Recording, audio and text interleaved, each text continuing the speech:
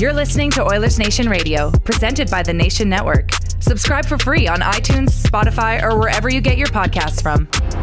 Welcome, ladies and gentlemen, to Oilers Nation Radio, episode 72. Welcome back, Bag Milk. Thank you. We are back. I feel good about being back. A couple of weeks, sans podcast. How was Mexico? Buddy, I was shitbag wasted the entire time. It was a very, I talked a little bit about this on Real Life on Tuesday, but it was one of those resorts that was very family oriented. So me going down as just a solo dude, there wasn't a whole lot going on for your boy Bag Milk. So I would wake up, I'd head into the lobby bar, grab myself a couple of Caesars and start my day whenever I woke up. So it was nice, you know? That sounds very nice. Balanced breakfast.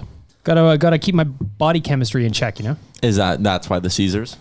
Yeah, Caesars, casual start to the day. It kind of feels like a breakfast. Put a little celery in there. They make Caesars down there. Yeah, well, there's so many Canadians there that they have Clamato. Fair enough.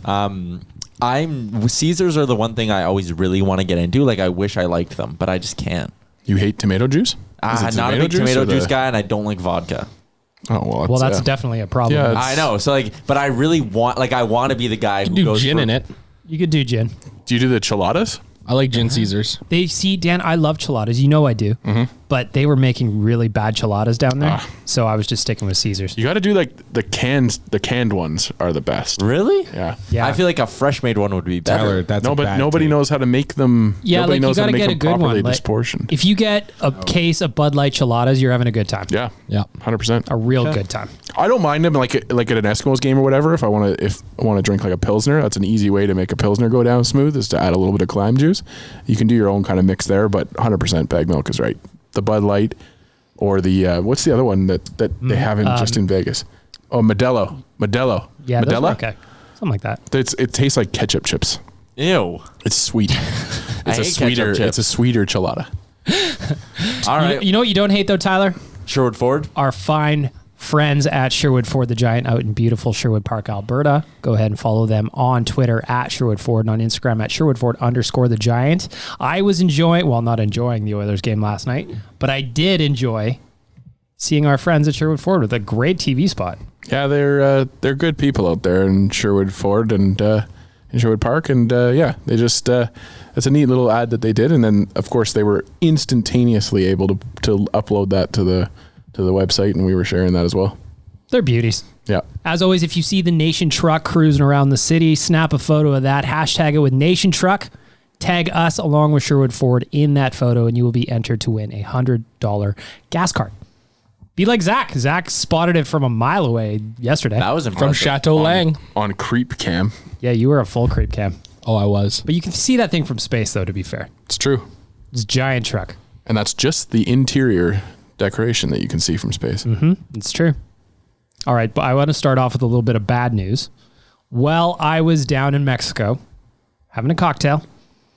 My friend Nation Dan sends me a text message, says that we got a problem. And I says, okay. And then I says, what's the problem? And Dan says, our Instagram is suspended for impersonation. And I says, oh boy, no problem. I got this. So we got the email. We do the appeals. All it says is you need some ID. Send an ID. Unfortunately, I am not Oilers Nation. I am just the person who started the account. Did not work. We sent articles of incorporation. We sent all kinds of business docs. But 10 days later, I guess, we got our account unlocked. Woo! We did it. Yeah. And then I woke up this morning going to do a little bit of posting. Less than 24 hours. Less than 24 hours later, we were back in jail again. So, Zuck giveth, Zuck taketh away. What's going on? I don't know. A lot of people are asking what's going on with our Instagram account. I have no idea. We have no idea. We can't even pretend to know anymore. No, it's like you said in text this morning, Bag Milk. It's like it would be nice if we could find out what we did wrong so we could, fix that. But we're going to get it back. Absolutely. It's just a matter of... You think? Yeah, I think so. We're relentless, got it back Tyler. once. The nation is relentless. I meant to play this a second ago, but... He's loading it up. Yeah. That's exactly how I felt on the inside this morning. Yeah. But I want to go ahead and thank everybody at the Nation for joining in the free official Oilers Nation hashtag and bombarding Instagram with requests to unlock our account. That is going on again today. I am very grateful for all of you. just to reiterate, we have no idea why we keep getting locked up for impersonating ourselves or impersonating somebody. We have all the proper paperwork in order that this should not be an issue. However, it is what it is. Actually, our friends at Leafs Nation lost their Instagram account as well. What? Yeah. R.I.P. That was just R.I.P. this past Tuesday. Yeah. So, in terms of social media, go ahead and follow us at nation_ON on Instagram. That is the backup account for now until we get official Oilers Nation unlocked. And then we'll probably have to change that handle just because there's some kind of robot that is locking us up and I don't like it. Just as a record too, if you just want to follow us on nation__ON forever, because then when we lose the account again, we'll be there. Yeah, we'll be there. Everyone needs a good backup. You should also follow ON Radio Podcast as well. That's where Tyler is going to put, every week he puts up the Sherwood Ford giant question of the day. Nice segue. Giant. Tyler, this week's question is... It's Darnell Nurse themed, bagged milk. That's where we're going with it. And basically, I gave two options. If you would decide Darnell Nurse to one of these two contracts, which one would you pick? Option A is 6 years at $6.5 million, and option B is 2 years at $5.5 million. I feel like everyone's going to say, I feel like I messed up this question. Let's rephrase. I think everyone here would do 6 by 6.5, right? No. No? Okay, Zach, go ahead. Really? Okay, yeah. No, let's have at her then. I'm in the 2 year camp. I love Darnell Nurse. I'm a big Darnell Nurse guy, but I still think there's question marks about what exactly Darnell Nurse is in the NHL. Is he a puck mover? Is he a shutdown defenseman? I think, we heard it on Insider Trading a couple days ago where there is interest in a long-term contract between the Oilers and Darnell Nurse, and that 2 years could be a good little segue to allow the Oilers to kind of alleviate some of their cap space and go from there. So I think you go for 2 years. If you kind of have the understanding that after that contract, you're going to look at something long-term, I think it just gives Edmonton a little bit more short-term cap relief, which we know we need right now, and kind of gives us a better chance to see what Darnell Nurse is when he's making a little bit more money. To play devil's advocate, though, Zach, are you concerned if you do a 2 year bridge that in year 3, when it's time to re-up again, that he gets something just obnoxious? Yes, of course. Really? I think there's concern for it for sure. I mean, I don't think it'll happen. Like, I don't think long term he makes more than 6.5, 7 tops. Yeah. Right. But in 2 years from now, the cap could jump by $4 or $5 million. Potentially more if just in that TV in theory, deal, right? Yeah. If that TV deal comes, right? So then you have the ability to say, okay, well, now you can maybe pay him $7 million comfortably because you have some extra room to work with. Nick, what do you think about Darnell Nurse? I'd pay Darnell Nurse $8 million a season, but it has to be completely incentive laced. He gets $100,000 for every fucking pass he can complete. That's a bargain deal then. So if he completes one pass every game, he earns his $8.2 million. I'm going to jump ahead and tell you who my cold performer is. It's fucking Darnell Nurse. The guy's frustrating the hell out of me right now. Yeah. Why? This guy, What's going on? He wants to be paid like an elite defenseman. There's been rumors, whether they're true or not, that he is wanting to get paid somewhere in that 6, 7, even $8 million range. Looking at Trouba as a comparable. He's just not there, man. Like, he's just not there. He's right now, he is third, maybe fourth best defenseman on our team. How do you rank the depth chart right now? Klefbom, Bear, and then it's a toss-up between him and Larson. Okay. Yeah. So that's how I feel about it. It's frustrating if there's a deal out there to alleviate some cap space, some cap pressure. We have luckily a lot of depth on that left side right now. All of a sudden, so Left Orium. yeah, exactly. Flanders would be happy. So I honestly at this point, if there's a good deal out there for somebody who can help us long term up front, I'm totally down for it. Would you trade him straight up for Nick Ehlers? Yes. Yeah. Really? In a 100%. In a heartbeat. I think that Let's bring something that we don't have on our team either. Like a little bit more of a bigger body grit too, yeah, right? I think we'll talk about it more later, like the Kovalchuk rumor that just came out today via an article from one Zach Lang. That's me. That I think that Ehlers is just better at that kind of position. We talked about Kovalchuk this morning and said like he's just a poor man's James Neal making less money. Before you continue, Dan, Darnell Nurse in 54 games has 4 goals, 20 assists, 24 points. Nikolai Ehlers with the Jets has 19 goals and 23 assists for 42 points in 55 games. My thing is though, like, and I've been saying it all along. I think I think we need defending depth, But Yep. I think if you make a deal for Nurse, you have to have that secondary move right afterwards, where you bring in somebody else that can fill that left side at least for the next 2 years.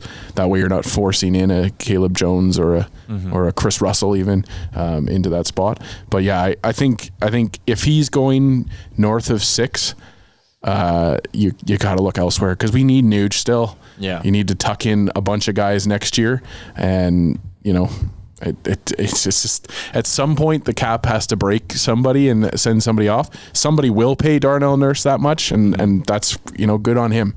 Go find that somewhere else. If we can get a good player out of him, and then bring in another left-handed defenseman to fill that spot, then so be it. Tyler, in your article about Darnell Nurse today at OilersNation.com, you did mention, however, that he's very close with a guy like Connor McDavid, and that in itself carries some currency. What do you think about this whole situation? I think the fact he's, a leader in the room and is tight with McDavid, tight with Draisaitl, kind of a part of that inner circle, I think that does, as much as you don't want it, it's a business and you want Ken Holland to not think about that stuff. I think there's a part of me that goes, you also got to keep Connor happy. And if he likes having Darnell around, and also I ended the article by saying this, some of this is on Darnell Nurse deciding how bad he wants to be an Edmonton Oiler. As awful as that sounds, and as much as I believe players should be trying to get paid as much as they can, Darnell, if you want to win in Edmonton and play with your boys and do all this stuff, maybe you need to sit there and take the 6x6 deal and not be pushing for 6.5, right? Don't you think at the end of the day, though, that Connor is more professional than that? That at the end of the day, if it really came down to whether it's about what's best for the team and his own personal friendships, he might not think it's best for the team, though. Fair enough, but what if it did? Let's say, Yeah. Let's say if Holland came up to him and said, "Listen, this is the deal we have on the table," and he lays it out for Connor and says it's cap related, it's depth related, and this is the deal. You would think Connor's gonna be like, "No, he's my friend. I want him here." Like I don't think he'd be happy about it, but I don't think I think you're right. I don't think Connor's the type to get pissy and be like, "You're not trading Darnell Nurse," blah blah blah. But I don't think McDavid would be like, "Yep, 1,000% I'm down." I think he'd. Well, no, I'm not. But that's not what I'm saying. I'm just saying at the end of the he doesn't have to like it, but he can also accept the business side of it. And just be like, I think so. Understand. But it's just like for a guy like Connor, for a guy like Leon, those guys took pay cuts. They're not getting paid what they could be getting paid on an open market. Hold on now.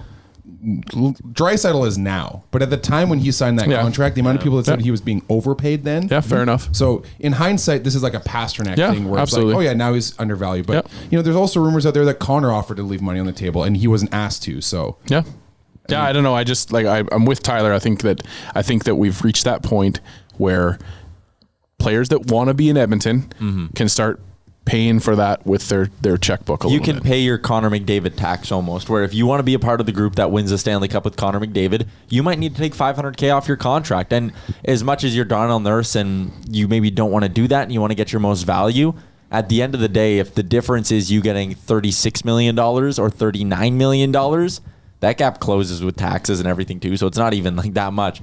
$300K, man, out of your $36 to $39 million to be happy, stay in Edmonton, have that contract. To me, people use the Morrissey deal as a comparable. The Jets fucking needed Josh Morrissey. They desperate. They lost Trouba. They lost Myers. They were eventually going to lose Buffin. They needed Morrissey. The Oilers don't need Nurse maybe as much as Nurse wants to be in Edmonton, right? And I think maybe if Holland plays to that, a long-term deal might be less than we expect. However, with that said, Zach Kassian didn't leave any money on the table.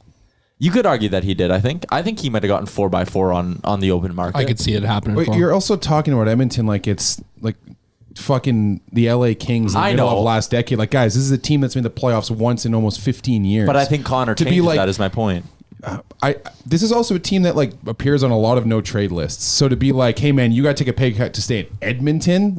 If I'm Darnell Nurse, part of me is like, no, fuck that. Yeah, and the caveat you there is, you want me to stay in Edmonton if I'm coming from his perspective. And the caveat there is that we're all bloggers and we're talking from the GM, the armchair GM kind of position. Of course. But yeah, I don't know. It's to me, it's if you are Ken Holland, that's the angle you have to start to pivot to.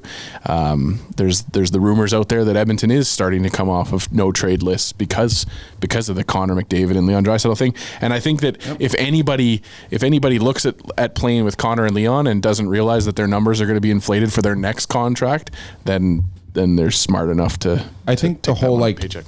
Having the honor of playing with good players is a little bit overrated sometimes. I think we as fans want to think that like it's all about the pride of the game, and it's like you get a chance to play with one of the best players in the world right now. I think that's a little overrated. I just think it's a dollars and cents thing, right? Like if a guy has an opportunity to come sign for 2 years more to play with Connor McDavid and Leon Draisaitl, who are going to inflate their numbers, and then you get paid like Zach Cassian would have or could have or did, if you're thinking about it with the We're Oilers. talking about Darnell Nurse. Like Darnell Nurse's numbers aren't getting inflated playing with McDavid. You could argue that his 5-on-5 numbers are up a bit because he gets a lot of ice time with Worse Connor. this year though. He was better last year. Yeah, but last year he spent a lot of time on the ice with Connor. Sure. Yeah. I mean, you do see that pairing up with them a little bit though. Him and Bear.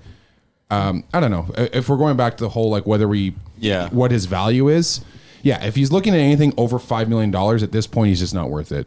I think that's what I think 6x6 would be really fair. I just don't think Nurse signs it, and that's why I'm in the mindset of a 2-year deal is probably best. I would be worried at this point of being locked in that long with him. I'd rather take a 2-year bridge and see where he is at the end of that. And if he wants, and then all of a sudden he thinks he's worth $70 million, then But my argument would be at 6x6 in 2 years. Do you think that's an untradeable contract in any way? I don't think so. I don't know, but then you're also looking at having to protect him during the expansion draft. Which is something I think you're prepared to do. Okay. I don't know. It's going to be interesting, though, to see, because obviously we got a little bit of time left before this needs to be sorted. Obviously, he's a restricted free agent, so he doesn't really have a whole lot that he can do outside of not signing a contract.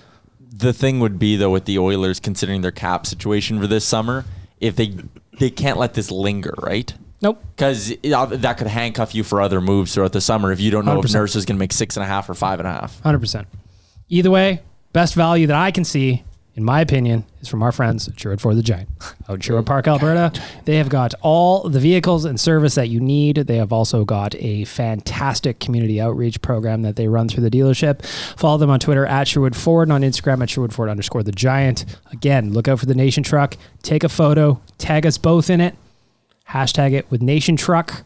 You are entered to win a $100 gas card. They are fine folks, fine vehicles, fine service, and they've also got Gus, the ambassador of smiles. Go see Gus. Make an appointment. Now, a couple of ugly losses for the Oilers the last couple of games. Last weekend on Saturday, Battle of Alberta was probably one of the most fun games that I've watched in a very, very long time. That combined with a huge win over St. Louis on Friday, that was a big weekend for the Oilers. 4 points, all regulation. That game in Calgary was so much fun. I don't know about you guys, but the last time I saw a goalie fight was probably in the 90s. Like actually when I'm watching a game and a goalie fight broke out, like we're talking about Avalanche Red Wings that back in the 90s. That was incredible. It was a lot of fun to watch. I got to give Cam Talbot some props for even going up against Smith because Smith just dummied him. Yeah. Just dummied him. Dan, from a Hockey Fights perspective, what did this do for the website? Well, it was Hockey Fights did 20% of its January traffic in 2 days. Huh. So, I mean, that shows you right there. It's one of the most watched fights already for the last, 6 years. The last goalie fight in the NHL was in 2013. And yeah, it's one of those things, a goalie fight, I think it just it brings everybody out of their seats. It gives you that playoff kind of moment that you don't have often in a regular season. And people were just so jacked up to see it. And you're right. It was a quick fight. Cam Talbot really didn't have any business doing that. Mike Smith is a guy that is fiery and has that ability to he's huge as well. Fling, and then he's a monster among men. But it was a special moment to see. I think everybody here probably has that moment of how you reacted and how you felt about it, and it was just euphoria. I was at a bar and thought I could just relax and watch the Battle of Alberta. I was wrong. I left the bar right away, went and clipped that for hockeyfights.com. It was a lot of fun. Everybody agrees. Great game. But then what I want to ask you guys about is how do you go from playing like that on Saturday night to just completely dropping the ball in Arizona on Tuesday?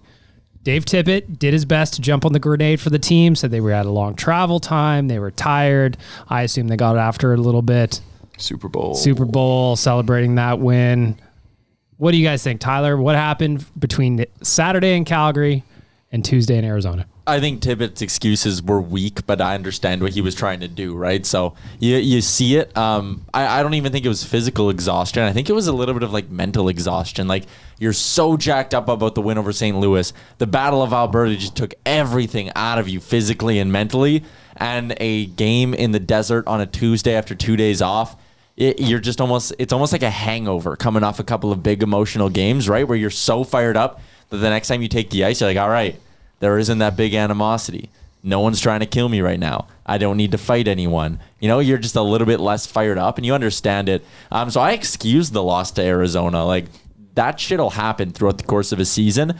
What's not acceptable is coming back out and playing the way you did on home ice against San Jose, a team missing two of their top scorers who have the worst goal differential in the Western Conference. Like, you can't lay an egg in that one there. So I was okay with the loss against Arizona, but they were piss poor against San Jose, and that's not what playoff teams do. Well, that's what my thought was too, is that they had two divisional games back to back after that Calgary one. Okay, they lost in Arizona. I can buy the whole mental exhaustion. I can buy the whole travel even. I can even buy that they probably got after it for the Super Bowl and they're playing a little bit guilty. I can buy all that. But last night against San Jose, they came out and within the first 10 minutes, I believe, 7-8 minutes, they were up 2 goals. Connor scored a ridiculous one. Sammy Gagne opens the scoring with a nice backhander. He's all fired up. So then it looked like we were getting fired up to go.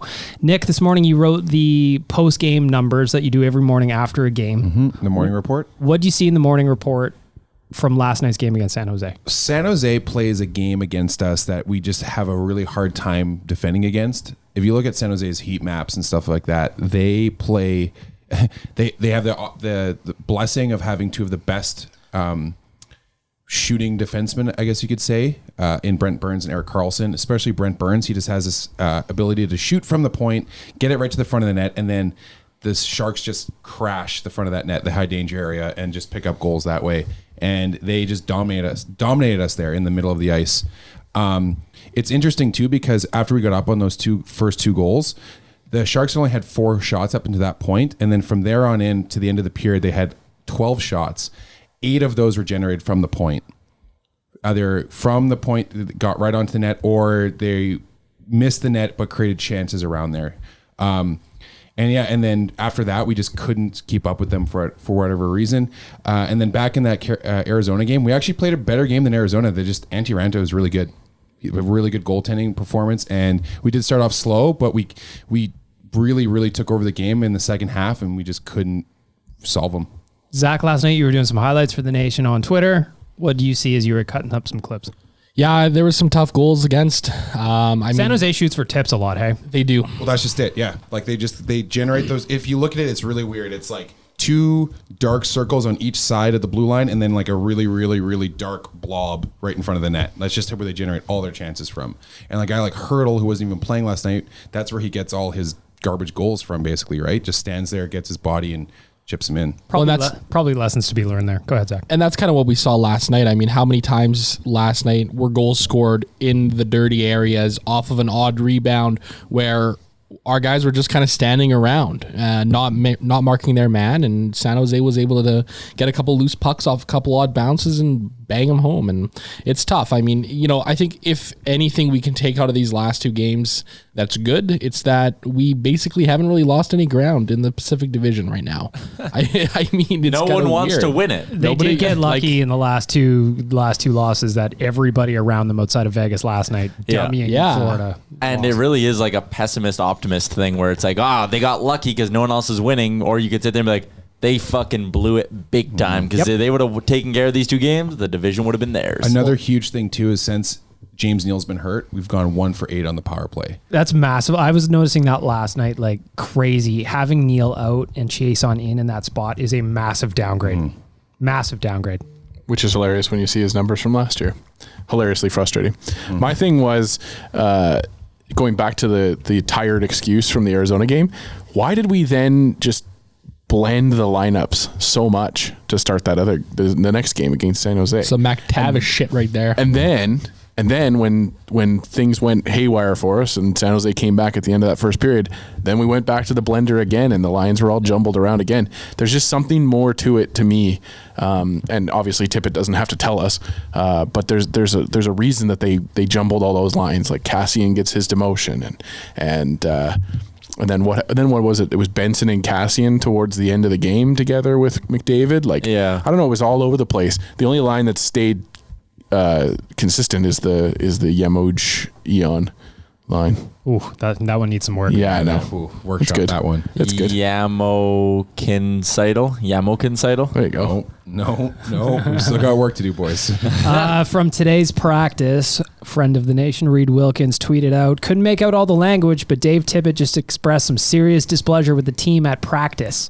Ended his rant by kicking some pucks and skating away. So I don't know if the boys were... That is some McTavish shit right there. He went full Letterkenny there. So maybe Get the your shit boys together, were not boys. quite ready for practice today. I watched Dave Tippett's presser last night after the game, and he was not kind dad last night. You could tell he was visibly frustrated with the effort from the team, and understandably so.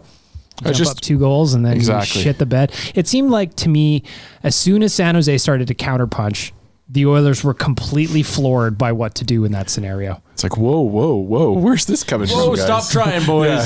San Jose is just one of those teams we never seem to be able to beat. It's a draft lottery It fodder. doesn't matter how good or bad San Jose is. It's the only playoff series we've won in the last almost 15 years. That's fair. Amen. But it's the same thing with Arizona. We've had, one game? It one also win doesn't help too, at the end of that first period, you take that double minor. Clefbaum takes that double minor. Like it all seemed to fall apart really, really quickly for the Oilers. And for whatever reason, they just could not. It was something they had earlier in the year. They seemed to have that resilience where you could trust they could come back in the third period. You never really felt that last night. They scored that goal, made it 5-3. A part of me was like, okay, you get another quick one. Maybe you pull the goalie with 2.5 minutes left. Something can happen. And then all of a sudden, the Sharks make it 6-3. And you know what bothered me too about that? Like that goal that Ethan Bear scored. Which was an incredible goal. Had it not been for the score, that goal would have been something where we'd be pumping Ethan Bear's tires for days because it was beautiful. The way he walked in off the blue line, off the boards. Exploded the bottle. Brent Burns gives him a little head nod and I like to see that too. Yeah. Good guy Brent Burns giving him a little hat tip for a nice goal. I like to see that kind of shit because that probably meant something to Ethan Bear from a guy Absolutely. Like Brent Burns. Changing gears a little bit. Last night was Tyler Benson's NHL debut. Obviously, he played just over 9 minutes. I'm just curious, first impressions from everybody. Tyler, what do you think of Tyler Benson's NHL debut? Really cool to see, the crowd was into it. Like, they were cheering when he got announced. I love that Tippett put him in the starting lineup as well. Local kid, right? So it's cool to watch him debut with the Oilers. I'll be the first one to admit I don't watch a ton of Bakersfield Condors games, but the scouting reports on him were very smart. Seems to be in the right spots. Has decent playmaking abilities, but doesn't skate well. And that's kind of exactly what I saw in his debut. It's 9 minutes, very small sample size, but I saw him go into some interesting areas of the ice, doing some good things right. But there were about 2 moments where I saw him either getting back into a play or trying to hop up in the rush with the puck on his stick. And it was just you don't move too well.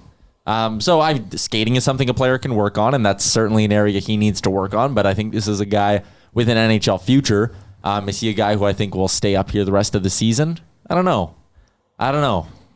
So he's not Kailer Yamamoto version 2, you think, in this particular season? But again, Kailer Yamamoto, he's not going to be a Yamamoto for this team where he comes in and sparks them. I don't think, and I think that's unfair to expect a guy to come in his NHL debut and do that. Kailer Yamamoto needed a few stints until this one when he figured it out. So I think patience with Benson's important, but I still see the potential there, and his first game was fun to watch. Nick, your thoughts on Benson's debut? Yeah, him and Yamamoto definitely have played different games. Yamamoto, just like Tyler said, just plays more of that spark plug sort of. He's smaller, so he has to go out there and make a difference that way.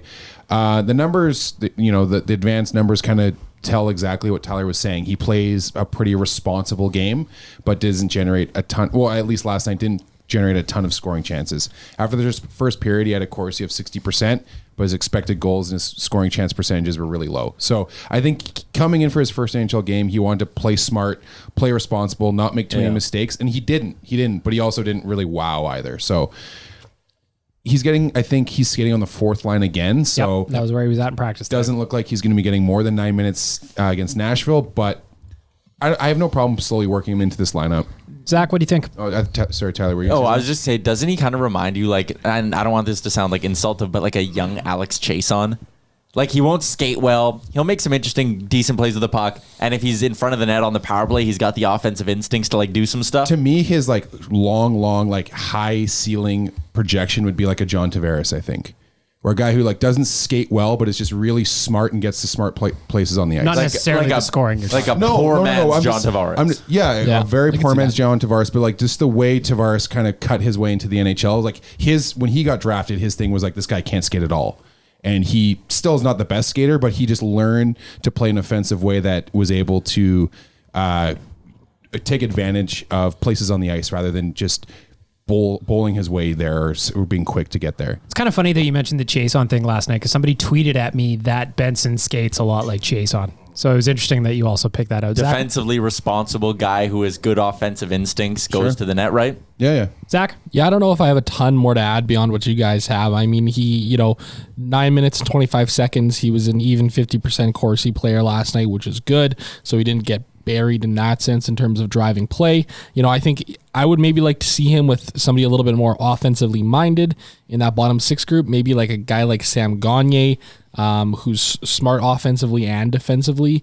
Somebody who he can rely on a little bit more. Like, I don't know if like him skating with Haas and Chase on right now, or like it doesn't exactly like bode confidence in that line, putting them out there, because Haas is still a bit of a question mark as to what he is. We know what Chason is, and I think Benson just needs to be a little bit more sheltered at this point. But I think I'd like to see him with some more offensively minded guys, and who knows, maybe throw him out there for a minute or two on the second power play and just see if he can do anything there. Build him a little bit of confidence as well. Dan, final word on Tyler Benson. Yeah, I'm just with Tyler in saying that I've never watched the guy in Baco, so I don't know how his progression has gone. But there was just one moment last night where he was like straddling the line on an offside call, and it just kind of summed it up for me. He's just a rookie, and he's in some weird spots. He's not used to playing with those guys, and I the same kind of sentiment where it's just like you'd like to see him play with the offensive guys, but it's hard to force a guy in his first NHL game or first few NHL games to play up with Connor McDavid all of a sudden. And the guy again.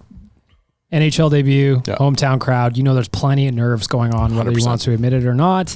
925 was finished at a -1. I know everybody loves plus minus with one shot on goal. So we'll see how he goes. We'll see if he's back in the lineup tomorrow against the Predators. And that one shot was almost a goal too.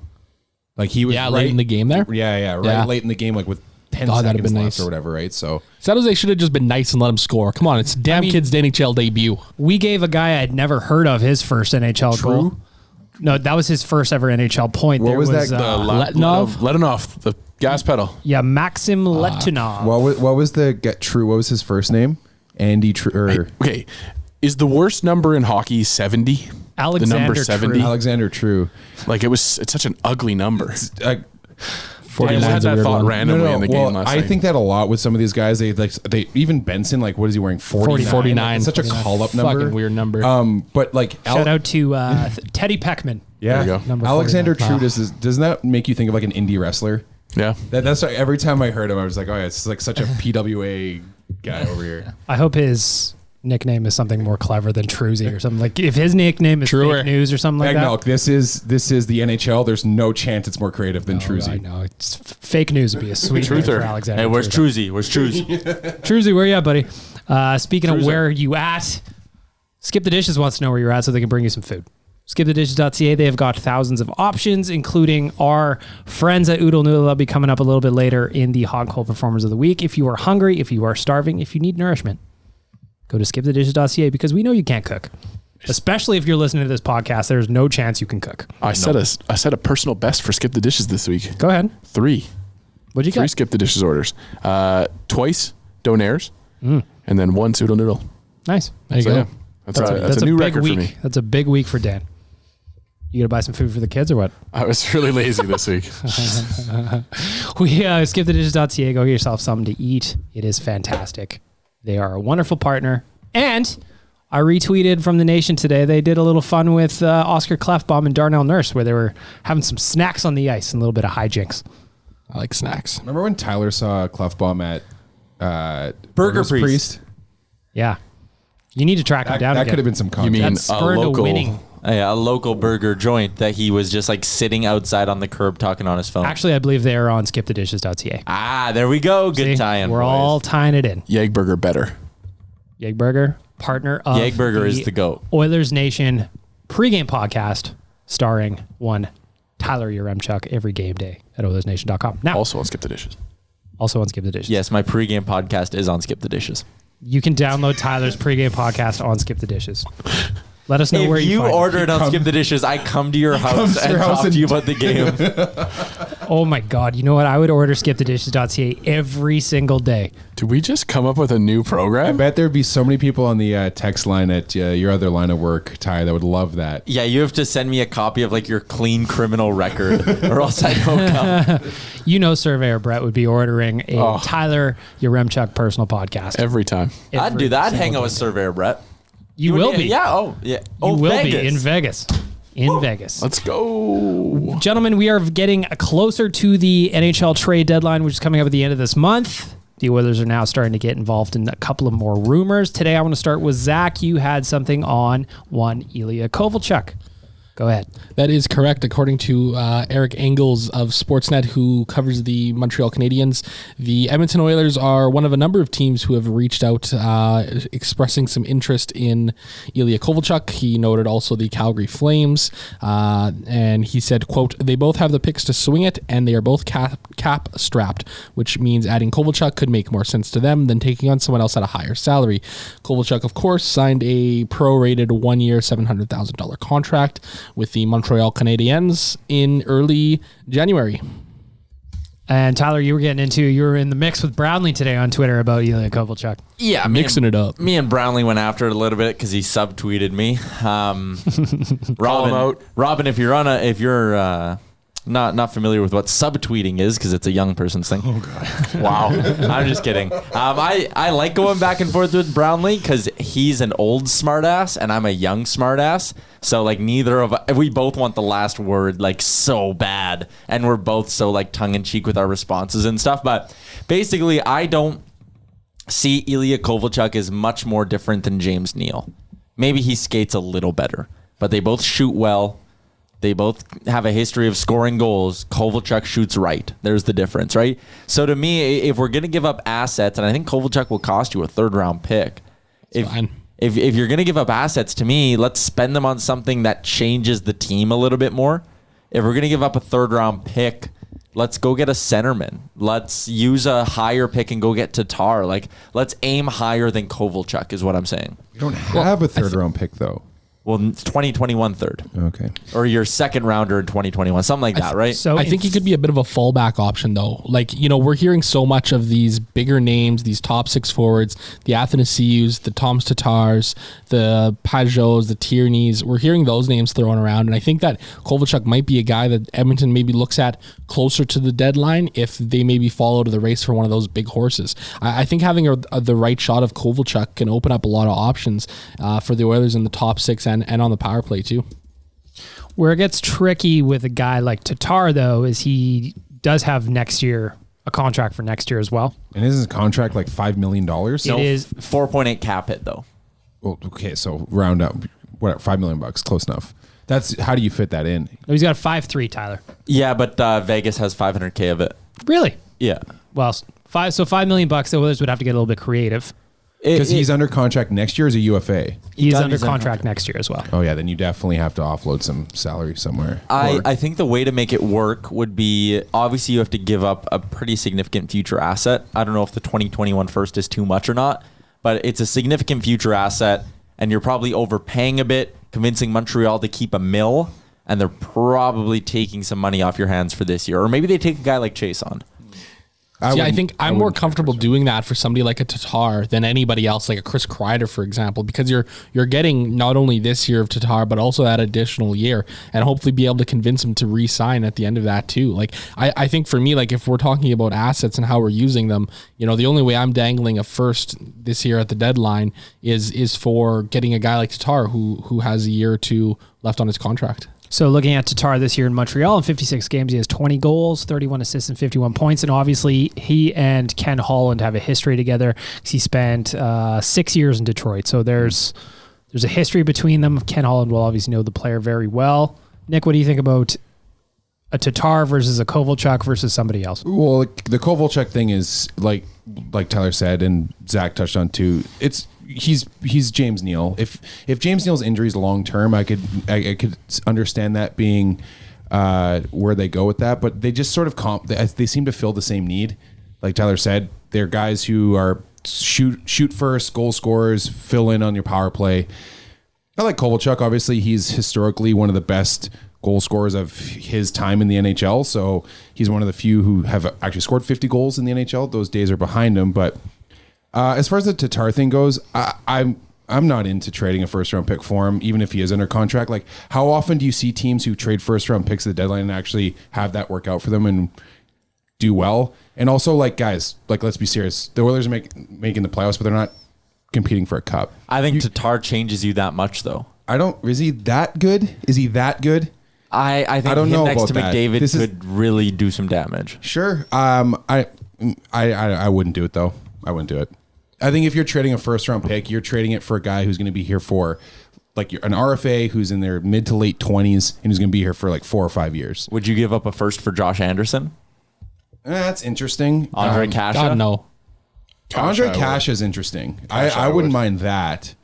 But then, you know, there's all this talk about Peugeot. Like I'm not trading a first round pick for Peugeot. He's a fine player, but if he's walking at the end of the year, then what's the point of that? I think Ottawa's going to find out that nobody's willing to pay that first round price for him. I think the price just drops for him because there is so many options out there now. There's so many like people are talking about, right? Taylor Hall could come back on the market. Zucker's out there. Oh, on the market. Kreider is available.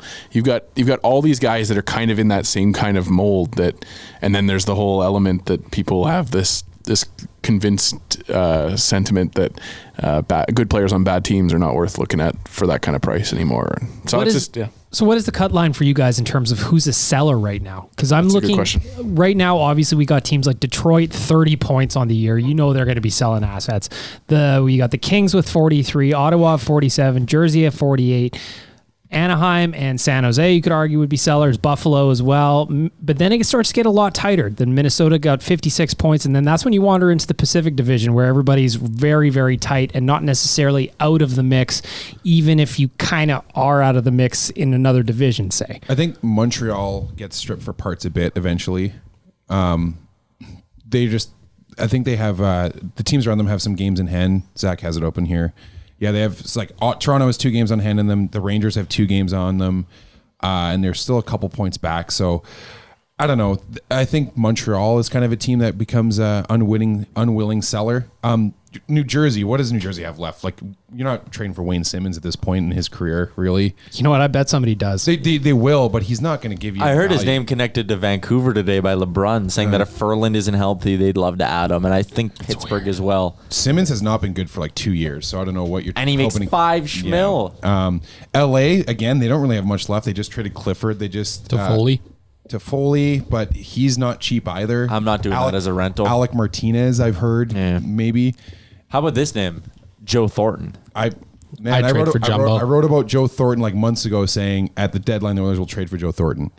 I'd do it in a heartbeat. I did. You would. What do you think? What if it? Joe Thornton gives you that playoff pedigree that you want in your dressing room. And he showed last night he can still move the puck.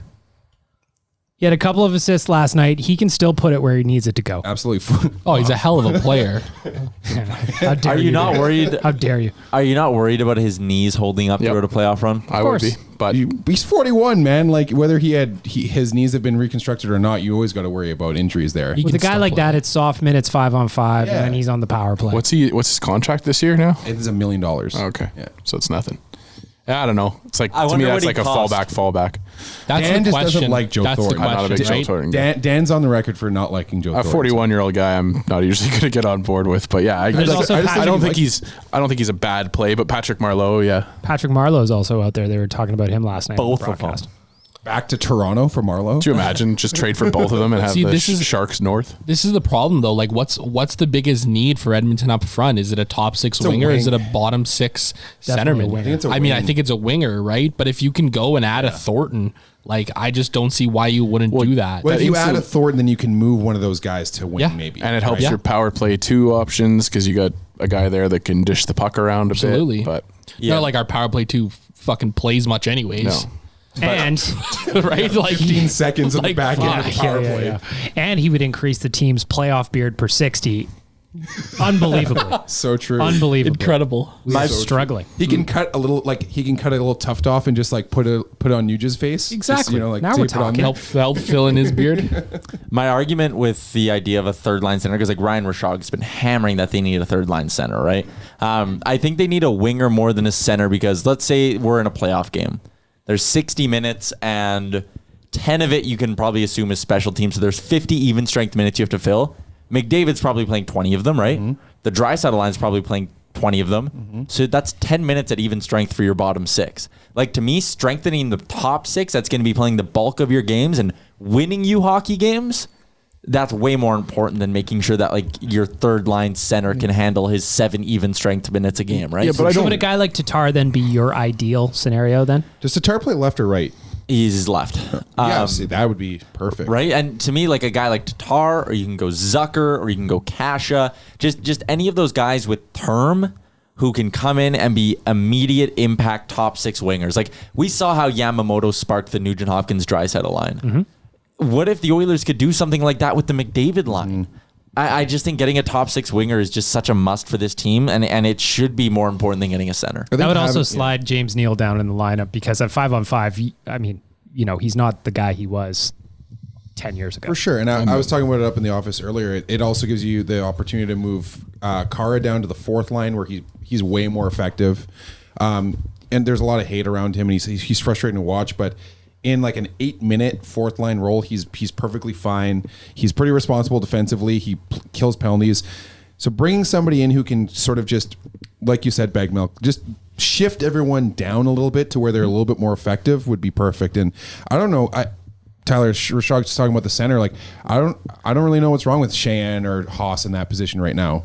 Like Yeah. I don't really know what else you can really get from somebody who's going to improve on, especially what Sheahan's doing. I would argue that Sheahan was one of the better forwards last night, For sure. which is a problem. He has been but- for a few buzzing. games. At the end of that first period, that line, that Cassian, Sheahan, Carr line was like brutal. Their possession numbers were almost 0 across the board. And by the end of the game, Sheahan was close to 50. So he helped move possession in the second half of the He game. almost went full Teletubby and scored a beauty last night. He just couldn't close it Okay, out. but what was weird though is like Dell was down and out, and Shan had the puck at the side of the net and didn't just like shove it. He just tried to skate it back up towards the circle for whatever reason. Did you not know Aaron Dell was like buried under his own defenseman or something? Did you was guys weird. notice that? Maybe had a little happy feet there. You know what I mean? Too much time, too much space. I honestly think that Ken Holland should make 2 moves before the deadline, though. I think you go find a buy low third line center. Like Thornton probably costs you more than a 4th round pick. Sure. But I'm thinking like a low end prospect. Like, what if you could trade like Kirill Maximov in a 4th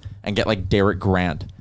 Or even if you got to pay a little bit more and get a guy like Chris Tierney out of Ottawa. I don't know who the And hell Derek Grant is. He has 13 goals this year. Oh, okay. Who does he play for? Anaheim. Okay. But like if you get like a buy low third line center who's just an upgrade on Gaetan Haas, moves Haas to the wing, and then you spend big on a top 6 center or a top 6 winger, I think you could fill both those gaps at this year's deadline. And again, considering how bad the Pacific Division is, why not?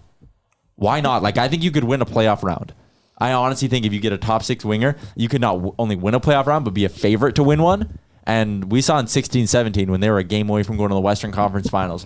Man, you can catch lightning in a bottle with McDavid and Draisaitl and a hot goalie and a hot power play.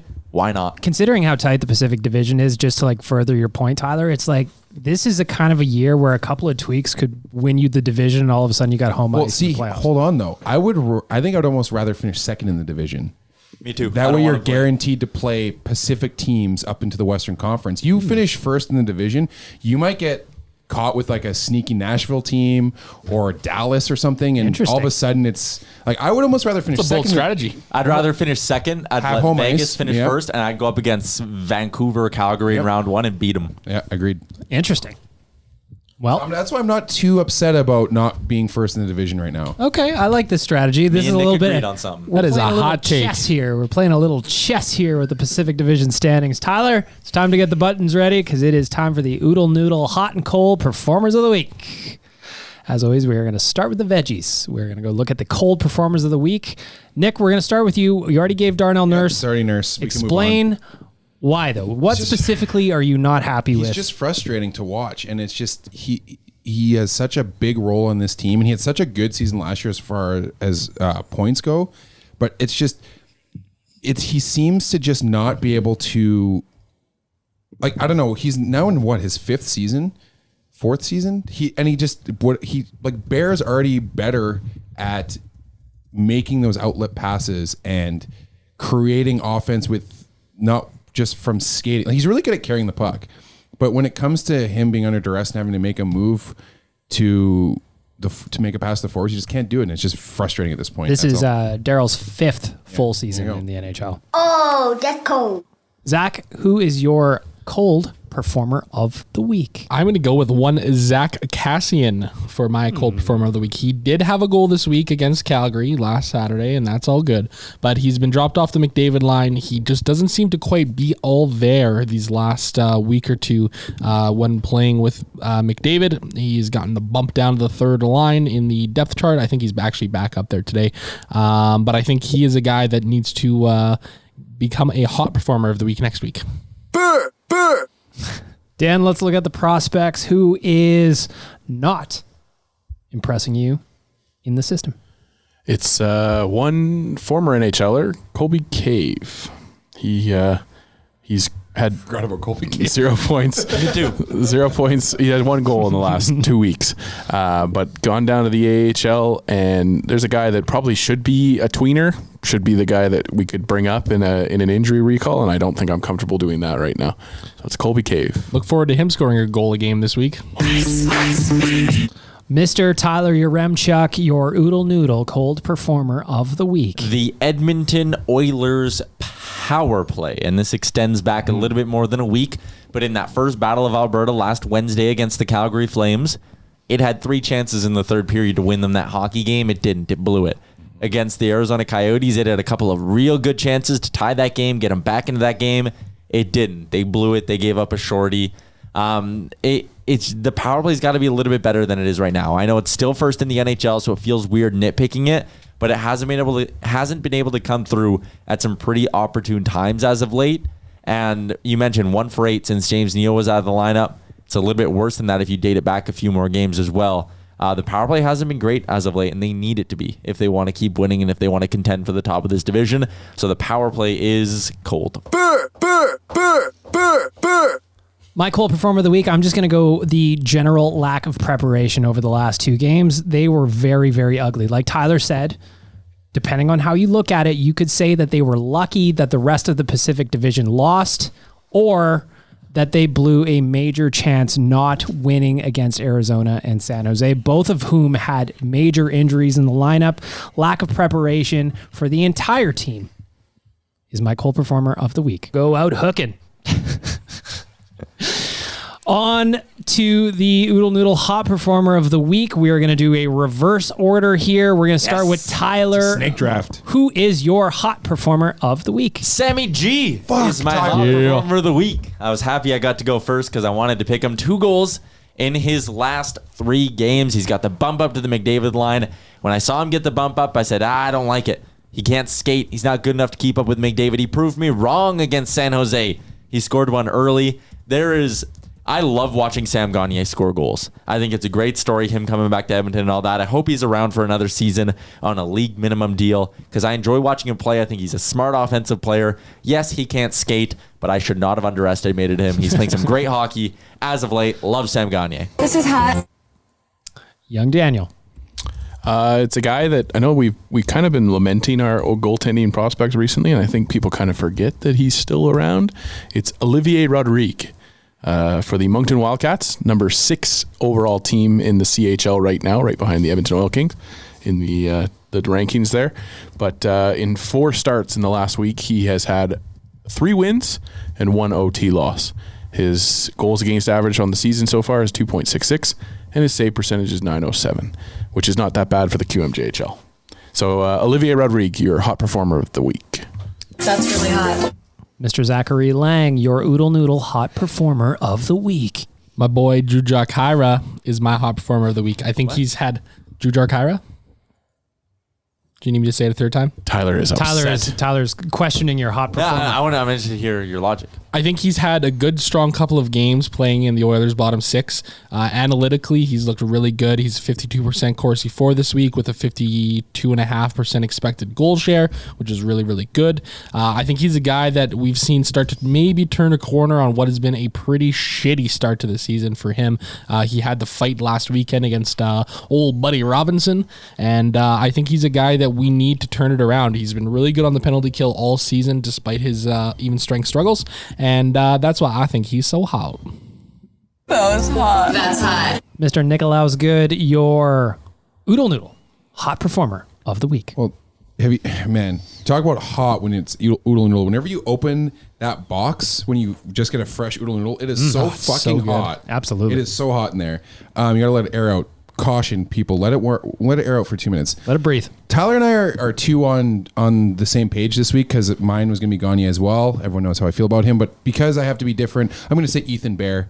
Unbelievable goal last night. He's definitely probably our second best defenseman, and I bet by this time next year he will be our number 1 defenseman on the Edmonton Oilers. He's going to be really, This is hot. He's going to be really interesting as well, just to see what kind of deal they do with him. I would personally clef bomb him, where you give him an extended contract, because I believe in the player a lot. Me too. I don't think it's going to happen, but that's what I would do. So you would sign him this offseason? Oh yeah. Yeah. 5 years, 6 years? 7-year deal. I would do 7-year deal. $4 million. Yep. I would clef bomb him. That's what I would do, because I believe in the player. Now, I don't think that's going to happen. If I was his agent, I wouldn't want that to happen. Well, he still has 2 years on his entry level, doesn't he? I think he's due for a contract this year. Oh, he is an RFA? Yeah. Oh, yeah. I'm totally on the same page then. Love Ethan Bear. Love that pick. My Oodle Noodle hot performer of the week. I know he didn't have a great night last night or against Arizona, but I'm going with my boy Leon Draisaitl just because he's taken a lot of shit on the internet. Last night I was just doing my thing. Dan was running the Nation account. I was running my own. It seems like when the Oilers are playing poorly, people singularly focus on 1 or 2 guys, and Leon is one of those guys. But let me tell you, he's got 8 points in his last 5 games. The guy is leading the NHL in scoring. He is ultra sexy. Big old shoulders that he's carrying this team on, along with Connor McDavid. My Oodle Noodle hot performer of the week is Leon Draisaitl. It's chicken. It's fried chicken. I like fried chicken. Oilers fans love shitting on him, and he leads the fucking NHL in scoring. Well, now. and I think further to that point too, Bag Milk, and I think you're absolutely right. I think it's not his fault, but it's that line has been just driving this team, right? And so the Sharks keyed in on McDavid after he scored that amazing goal again that we just have become, so used to seeing. But I don't think it's a fair assumption that line should be able to pull us out of every single game every time, and that's a bullshit take to go after Leon for that. And it's like Tyler said, he leads the league in scoring, and people are like, Draisaitl's not doing anything out there. You're like, all right, pump the brakes. Let's just take a step back and chill, because he is a very good hockey player, and we are lucky to have him. Tyler, we only got a couple of minutes left in this here pod, sir. So I want to go ahead and plug the Nation road trip to Calgary that just launched today. What were you saying, sorry? XFL. Well, of course, you guys are all about the XFL. We're Kicks all off in. tomorrow. I am all about the Nation road trip to Calgary that is going on April 4th. It is the last regular season game of the year. We are making a trip down the highway back to the Dome. Woo! We weren't going to do it, but we had to do it. My doctor says I'm not allowed to come. Why not? The last time was too bad for my health. Yeah, we got after it. Tyler, me and Bag Milk didn't make you stay until 5 a.m. That's true. And I liked also, Nick, that we were having breakfast the next morning, and then Tyler just leaves all his bags with us. Yep. And he just needed to take a little Tyler time back on the couch in our room. I thought he had to, take care of some business in the bathroom, which is, understandable. The next day that happens. But no, we texted him. It turned out he went back up to the room and just slept on the couch for about good 10 minutes. Just needed a quick 10 power nap. What I'm saying to you guys is that this trip is going to sell out. Right now, we only have one bus, 50 people. That's it. We are already moving units. We've already got rooms sold. Plus, there's a bunch of Nation staff going. So space is super limited on this. OilersNation.com. I wrote the article today. We posted it. Tickets are limited. It is going to sell out, and it is going to sell out quickly. So if you want to get on this trip, go to OilersNation.com. Check out our socials. We've got links everywhere. Going to Calgary to close out the regular season with the last bow of the season. I'm excited. I have a quick non-Oilers related question for you guys. Go ahead. This weekend, does Alex Ovechkin hit 700 goals? How many away is he? 2. They play the Philadelphia Flyers on Saturday. Yes, he's going to do it.